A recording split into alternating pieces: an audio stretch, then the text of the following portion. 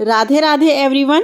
माघ का पावन पवित्र महीना शुरू हो गया है और शास्त्रों के अनुसार जो लोग माघ स्नान करते हैं उन्हें पृथ्वी लोक में सभी प्रकार के सुखों की प्राप्ति होती है तथा उनके द्वारा जाने अनजाने किए गए पापों से उन्हें मुक्ति मिलती है। इसलिए माघ स्नान का महत्व बहुत अधिक बढ़ जाता है।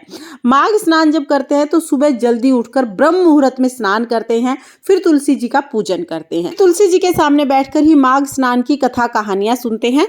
कथा कहानियां सुनने के बाद ही माघ स्नान पूर्ण होता है। तो आज की वीडियो में मैं आपको माघ स्नान में सुनी जाने वाली कहानियां सुनाऊंगी। माघ माह में 8 कथाएं सुनी जाती हैं, जिसमें गणेश जी की कथा, तुलसी माता की कथा, सूर्य भगवान की कथा, धर्मराज की कथा, पीपल पथवारी की कथा, विष्णु भगवान की कथा, नगर बसेरे की कथा और माघ स्नान की कथा सुनी जाती है। ये सभी कथाएं मैं आपको आज की वीडियो में सुनाऊंगी। एक बार एक गांव में एक ब्राह्मण परिवार रहता था। वह परिवार बहुत ही धार्मिक था। सभी लोग पूजा पाठ करते थे और सदा भगवान की सेवा में व्यस्त रहते थे। ब्राह्मण की 2 बेटियां थी, जिसमें बड़ी बेटी का नाम संतोषी था। एक दिन संतोषी गांव के कुएं से पानी लेने के लिए गई। जब संतोषी कुएं पर पानी लेने गई तो उसने देखा कि वहां पर बहुत सारी औरतें इकट्ठी हो गई हैं और वो आपस में कुछ बात कर रही हैं। तब संतोषी ने उससे पूछा कि आप लोग यहाँ इकट्ठे क्यों हुए हो और किस विषय पर बात कर रहे हो। तब सभी औरतों में से एक महिला ने बताया कि हम माघ स्नान के लिए यहाँ पर आए हैं। उसके बाद ब्राह्मणी हमें कहानी सुनाएंगी, फिर हम तुलसी जी की पूजा करेंगे, सूर्य नारायण भगवान की पूजा करेंगे और विष्णु भगवान की पूजा करेंगे। संतोषी ने पूछा कि ये सब करने से क्या होता है। तब महिला ने बताया कि ये सब करने से अन्न धन की प्राप्ति होती है, निरोगी काया मिलती है और सभी सुखों को भोगने के बाद अंत में मोक्ष प्राप्त होता है। तब महिला ने कहा तो जल्दी से स्नान कर लो और आकर हमारे साथ कथा सुन लो। संतोषी स्नान करके आई और उन सभी के साथ कथा सुनने के लिए बैठ गई। इससे पहले ब्राह्मणी ने गणेश जी महाराज की कहानी सुनाई। एक बुढ़िया माई थी, मिट्टी के गणेश जी की पूजा करती थी। रोज गणेश जी बनाती, रोज गल जाते। उसके घर के सामने ही एक सेठ का मकान बन रहा था। वो जाकर कारीगर से बोली कि कारीगर कारीगर मेरे लिए पत्थर के गणेश जी घड़ दो। कारीगर बोले कि बूढ़ी माई, जब तक हम तेरे लिए पत्थर के गणेश जी घड़ेंगे तब तक तो हम अपनी दीवार बना लेंगे। हमारे पास समय नहीं है, आप किसी और से बनवा लें। बूढ़ी माई को बहुत बुरा लगा। बूढ़ी माई ने कहा कि भगवान करे तुम्हारी दीवार टेढ़ी हो जाए। यह कहकर बूढ़ी माई घर आ गई। अब जब कारीगर दीवार बनाता वो टेढ़ी हो जाती, फिर उस दीवार को गिराना पड़ता और दोबारा दीवार बनानी पड़ती। दोबारा भी दीवार टेढ़ी हो जाती, फिर गिरानी पड़ती। इस तरह से शाम हो गई। शाम को सेठ जी आए। सेठ जी ने पूछा कि आज कोई काम नहीं हुआ है। तब कारीगर ने बताया कि महाराज, काम तो हमने बहुत किया है, लेकिन जब भी दीवार बनाते हैं दीवार टेढ़ी हो जाती है। और कारीगर ने बूढ़ी माई की सारी बात सेठ जी को बता दी। सेठ जी बोले कि मुझे बूढ़ी माई के पास लेके चलो। कारीगर सेठ जी को बूढ़ी माई के पास ले आए। सेठ जी ने बूढ़ी माई से कहा, हे बूढ़ी माई, हम तुम्हारे पत्थर के नहीं सोने के गणेश जी घड़वा देंगे, आप हमारी दीवार सीधी करा दो। सुनते ही गणेश जी ने सेठ जी की दीवार सीधी कर दी। सेठ जी ने बूढ़ी माई के लिए सोने के गणेश जी घड़वाए और अन्न धन लक्ष्मी दिया।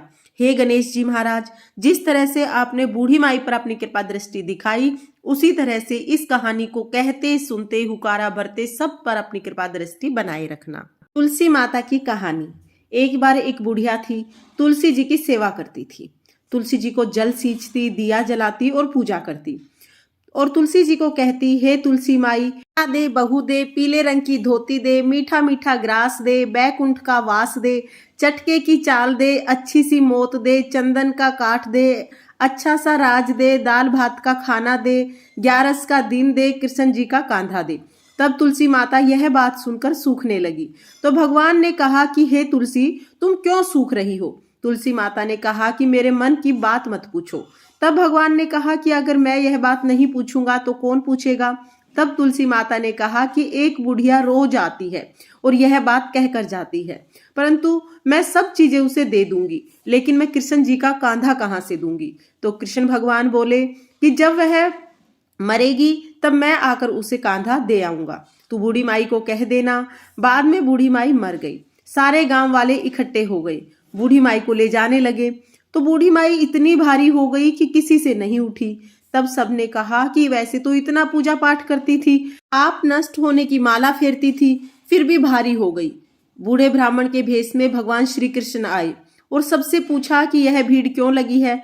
तब एक आदमी ने कहा कि बूढ़िया मर गई है, पापनी थी, इसलिए किसी से नहीं उठ रही है। भगवान श्री कृष्ण ने कहा, मेरे को एक बात इसके कान में कहने दो, ये उठ जाएगी। तो भगवान ने कान के पास जाकर कहा कि हे बूढ़ी माई, मन की निकाल ले, पीतांबर की धोती ले, मीठा मीठा ग्रास ले, बैकुंठ का वास ले, चटके की चाल ले, चंदन की काठ ले, झालर की झलकार ले, दाल भात का जीम ले, कृष्ण का कांधा ले। फिर यह बात सुनकर बूढ़ी माई हल्की हो गई। भगवान जी अपने कंधे पर लेकर गए। आखिर में उसे मुक्ति मिल गई। हे तुलसी माता, जैसे बूढ़ी माई की मुक्ति करी, वैसे ही इस कहानी को कहते सुनते हुकारा भरते सबकी मुक्ति करना और सबको बैकुंठ का वास दिलाना। जय तुलसी मैया। एक बार एक बूढ़ा ब्राह्मण था। वह भगवान सूर्य नारायण की पूजा करता था। भगवान सूर्य नारायण को जल सींचता, उनकी पूजा आराधना करता और सारा दिन भगवान सूर्य नारायण के ध्यान में ही मगन रहता। काम वाम कुछ नहीं करता था, उसे कमाना आता ही नहीं था। ब्राह्मणी बहुत ज्यादा परेशान थी। कमाने के लिए कहती तो ब्राह्मण कहता कि मुझे कमाना आता ही नहीं है। आसपास के लोग भी उसे ताने देते थे कि काम धाम कुछ करता नहीं है, सारा दिन माला जपता रहता है। सबके तानों से परेशान होकर वह एक दिन अपना लोटा और अपनी माला लेकर घर से निकल लिया। घर से निकलने के बाद वह सीधा एक जंगल में गया। जंगल में उसने देखा कि एक तालाब सूखा पड़ा है, थोड़ा सा ही पानी है तालाब में और तालाब के किनारे एक पीपल का पेड़ है जो सूख गया है। ब्राह्मण जाकर पीपल के पेड़ के पास ही रहने लगा। वह रोजाना सूर्य भगवान को अर्घ सींचता। तालाब में जो थोड़ा सा पानी था उसी में से एक लोटा पानी लाता और अर्घ सींचता। जैसे ही जल सींचता, उस जल का पानी पीपल की जड़ों में जाता और बाकी पानी बहकर तालाब में चला जाता। देखते ही देखते पीपल हरा होने लगा और तालाब पानी से भर गया। पीपल के पेड़ से आवाज आने लगी। सुबह जब ब्राह्मण देवता सूर्य नारायण भगवान की पूजा करते, जल सींचते, उसके बाद पीपल से आवाज आती कि हे ब्राह्मण देवता, मांगो, क्या मांगना चाहते हो। ब्राह्मण देवता ने सोचा कि पीपल में किसी भूत पिशाच का वास हो गया है और वह ब्राह्मण डरने लगा। डर के मारे सूखकर दुबला पतला हो गया। ब्राह्मणी कभी कभी ब्राह्मण देवता का हालचाल पूछने के लिए वहां पर आ जाती थी। जब ब्राह्मणी आई तो ब्राह्मणी ने कहा कि हे ब्राह्मण देवता, आप इतने दुबले पतले कैसे हो गए हैं। तब ब्राह्मण ने पीपल से आवाज जो आती है उसके बारे में सारी बात बताई। ब्राह्मणी ने कहा कि ये सूर्य देवता की आवाज है। आपकी बार जब सूर्य देवता आपसे पूछे कि आपको क्या क्या चाहिए तो अन्न, धन, बेटे, पोते, लक्ष्मी सब मांग लेना। ब्राह्मण ने कहा ठीक है। अगले दिन जब ब्राह्मण ने सूर्य नारायण भगवान की पूजा की, उसके बाद पीपल से फिर आवाज आई कि मांगो ब्राह्मण देवता, क्या मांगना चाहते हो। तब ब्राह्मण ने कहा कि हे भगवान, अगर आप मुझ पर प्रसन्न हैं तो मुझे अन्न, धन, लक्ष्मी, बेटे, पोते, घर बार सब दें। यह सुनकर सूर्य भगवान बोले कि हे ब्राह्मण देवता, मैं तो आपको बहुत सीधा मानता था, आपने तो सारी ही चीजें मांग ली। भगवान सूर्य नारायण ने कहा कि जो जो तुमने मांगा है वो सभी मैं तुम्हें देता हूँ। इसके बाद ब्राह्मण देवता दोबारा से अपनी पूजा में लीन हो गए। रोजाना वो उसी तरह से पूजा करते रहे। एक दिन ब्राह्मण देवता ने सोचा कि चलो नगर की तरफ देखता हूँ, घर की तरफ देख के आता हूँ कि घर परिवार कैसा है। जब वो घर के पास गए तो उन्होंने देखा कि वहां पर तो महल बन गया है। महल के छज्जे पर ब्राह्मणी बैठी हुई थी। ब्राह्मणी ने जब देखा कि नीचे गली में ब्राह्मण देवता आए हुए हैं तो बच्चों से कहकर उन्हें अंदर बुलवाया। अंदर बुलवाने के बाद ब्राह्मणी ने बताया कि हे ब्राह्मण देवता, ये सूर्य नारायण भगवान की ही कृपा है, आपकी पूजा का ही फल सूर्य नारायण भगवान ने हमें दिया है। यह जानकर ब्राह्मण बहुत खुश हुआ। ब्राह्मणी ने ब्राह्मण को घर पर ही रहने के लिए कहा, लेकिन वो घर पर नहीं रहे। वापिस जंगल में उसी पीपल के पेड़ के नीचे जाकर बैठ गए और सूर्य भगवान की साधना में लीन हो गए। हे सूर्य भगवान, जैसे आपने ब्राह्मण पर अपनी कृपा दृष्टि बनाई, उसी तरह से इस कहानी को कहते सुनते हुकारा भरते सब पर अपनी कृपा दृष्टि बनाए रखना। धर्मराज की कहानी। एक बूढ़ी माई थी। वह व्रत नियम बहुत रखती थी। एक दिन भगवान के घर से यमदूत लेने आए। बूढ़ी माई यमदूत के साथ चली गई। आगे गहरी नदी बह रही थी। बूढ़ी माई डूबने लगी। तब यमराज जी ने पूछा, माई, गाय दान की हुई है क्या। तब बूढ़ी माई ने मन में गाय माता का ध्यान किया तो गाय माता प्रकट हो गई। गाय की पूंछ पकड़कर बूढ़ी माई नदी पार हो गई। आगे गई तो काले कुत्ते खाने के लिए दौड़े। तब यमराज जी ने कहा कि बूढ़ी माई, काले कुत्ते को रोटी दी थी क्या। बूढ़ी माई ने मन में कुत्ते का ध्यान किया तो कुत्ते वहां से चले गए। आगे चली तो काले कोए बूढ़ी माई के सिर में चोंच मारने लगे। तब यमराज जी ने कहा कि हे बूढ़ी माई, ब्राह्मण की बेटी के सिर में तेल लगाया था या नहीं। बूढ़ी माई ने ब्राह्मण की बेटी को याद किया तो कौवे वहां से चले गए। आगे गई तो पैरों में कांटे चुभने लगे। तब धर्मराज जी ने कहा कि हे बूढ़ी माई, चप्पल दान की थी क्या? बूढ़ी माई ने याद किया तो चप्पलें उनके पैर में आ गई। आगे गई तो चित्रगुप्त जी ने यमराज जी से कहा कि आप किसको लेके आए हो?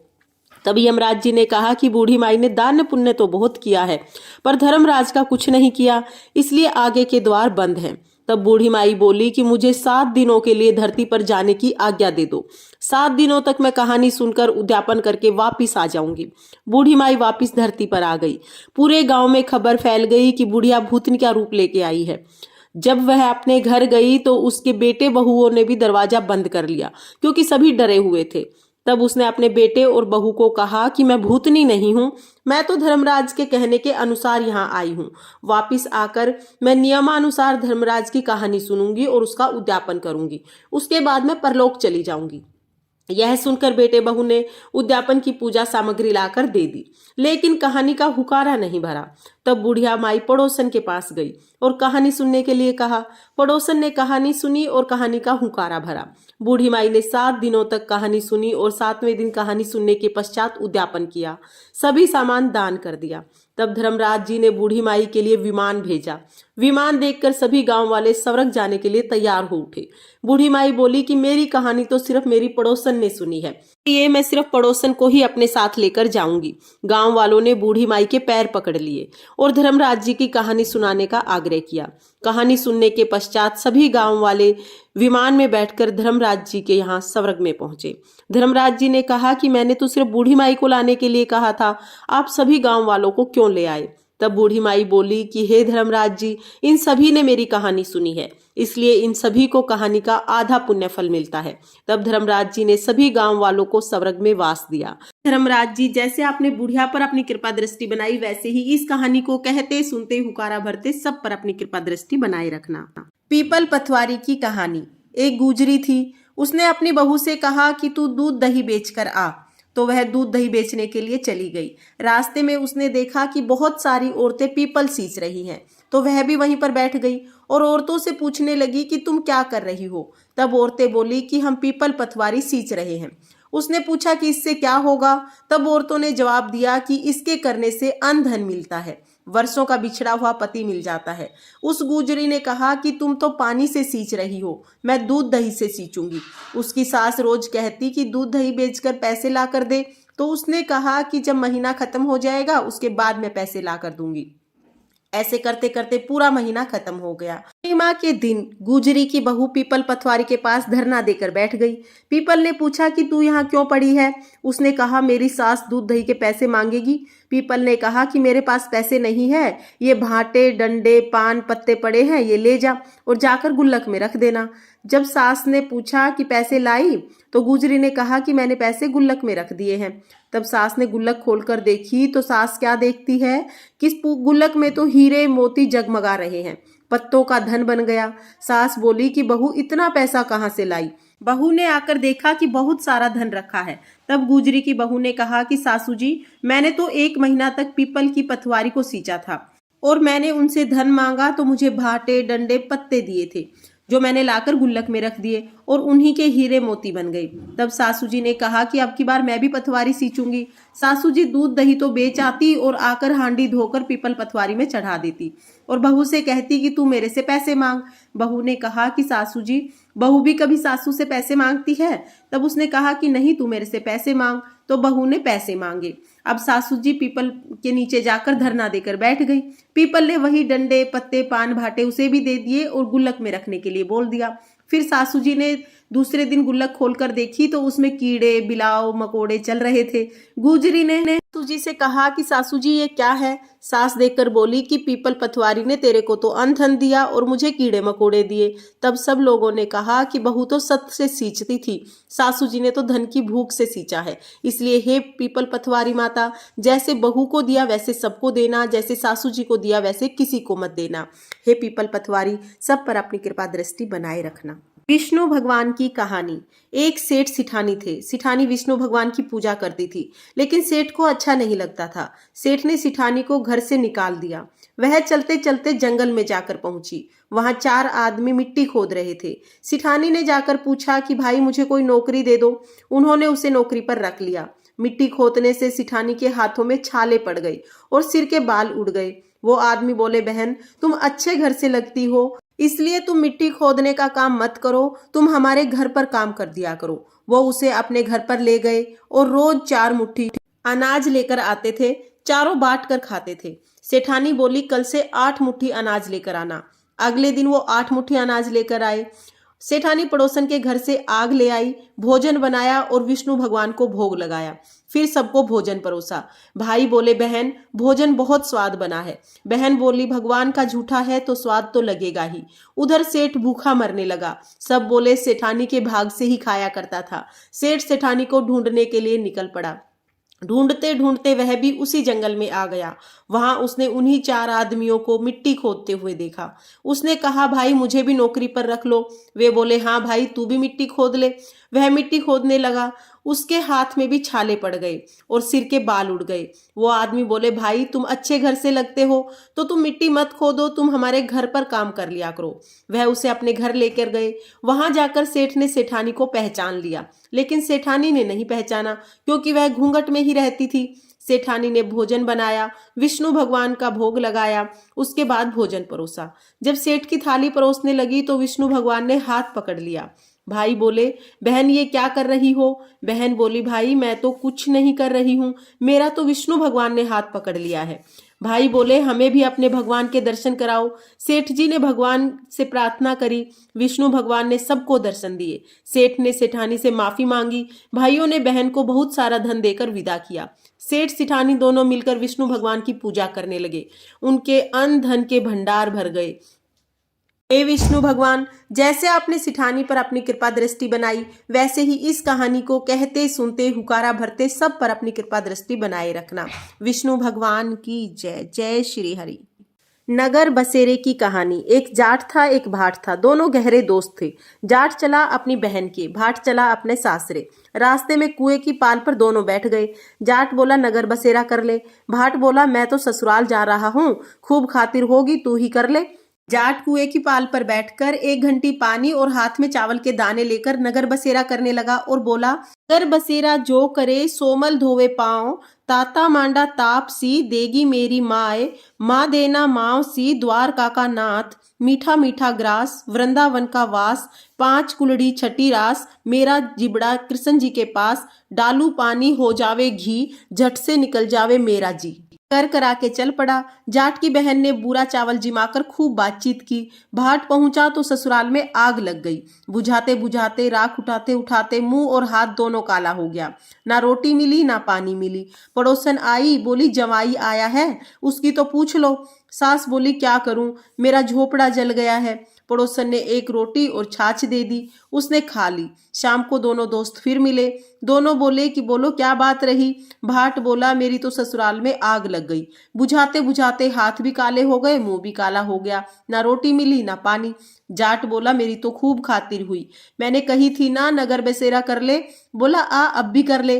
भाट बोला, अब तो ना करूं, मेरी मौसी थोड़ी ना है, मेरी तो माँ है। तेरी तो मौसी है, पता नहीं रोटी देगी या नहीं देगी, मेरी माँ तो दही की छूछली और चूरमा लेकर बैठी होगी। यह कहकर भाट ने नगर बसेरा नहीं किया। जाट ने नगर बसेरा किया। नगर बसेरा जो करे मल मल धोवे पाँव, ताता मांडा ताप सी देगी मेरी माँ, माँ देना माँव सी देगा द्वार काका वास, मीठा मीठा ग्रास वृंदावन का वास, 5 कुल्ठी छठा रास, मेरा जिबड़ा कृष्ण जी के पास, डालू पानी हो जावे घी, झट से निकल जावे मेरा जी। करके चल पड़ा। घर पहुंचते ही जाट की मौसी ने बहुत लाड चाव किए। भाट घर गया तो उनकी भैंस खो गई। आप 1 लाठी धरे 1 उठावे। बोला कि ससुराल गया तो आग लगवा दी, घर आया तो भैंस खो दी। पहले भैंस खोज कर ला, तभी रोटी पानी मिलेगी। सारा दिन हो गया, ढूंढते ढूंढते भैंस नहीं मिली। बाजार में फिर जाट मिला। जाट ने पूछा, क्या खबर है? भाट बोला कि घर आते ही भैंस खो गई, उसी दिन से ढूंढ रहा हूँ, रोटियों का तो ठिकाना ही नहीं है। जाट बोला, मैंने कहा था ना नगर बसेरा कर ले। भाट बोला कि तेरे नगर बसेरे में इतना ही गुण है तो अब कर लेते हैं। दोनों नगर बसेरा करने के लिए बैठ गए। नगर बसेरा जो करे सोमल धोवे पाँव, ताता मांडा ताप सी देगी मेरी माए, माए देना माँव सी द्वारका का नाथ, मीठा मीठा ग्रास वृंदावन का वास, 5 कुल्ठी छठा रास, मेरा जिबड़ा कृष्ण जी के पास, डालू पानी हो जावे घी झट से निकल जावे मेरा जी। उन्होंने नगर बसेरा किया और आगे चले तो भैंस मिल गई। घर गए तो माँ बोली कि लड़का घर आया है और घर से निकाल दिया, भूखा प्यासा मर रहा है। खूब अच्छे से अपने बेटे को जिमाया। उन्होंने सारे नगर में ढिंडोरा पिटवा दिया कि जब भी कोई कहीं पर जाए आए, जाते आते नगर बसेरा जरूर करे। अब हम सुनेंगे माघ स्नान की कहानी। बहुत समय पहले की बात है।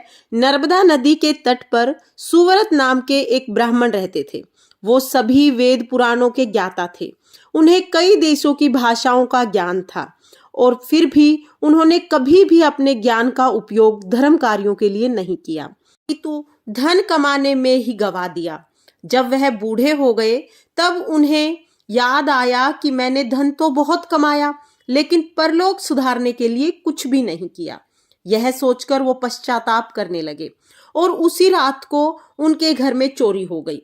चोरों ने सारा धन चुरा लिया, लेकिन सुव्रत को इसका कोई भी दुख नहीं हुआ क्योंकि वो तो परमात्मा को प्राप्त करने के लिए उपाय सोच रहे थे। उपाय सोचते सोचते सुव्रत को याद आया माघ स्नान का महत्व।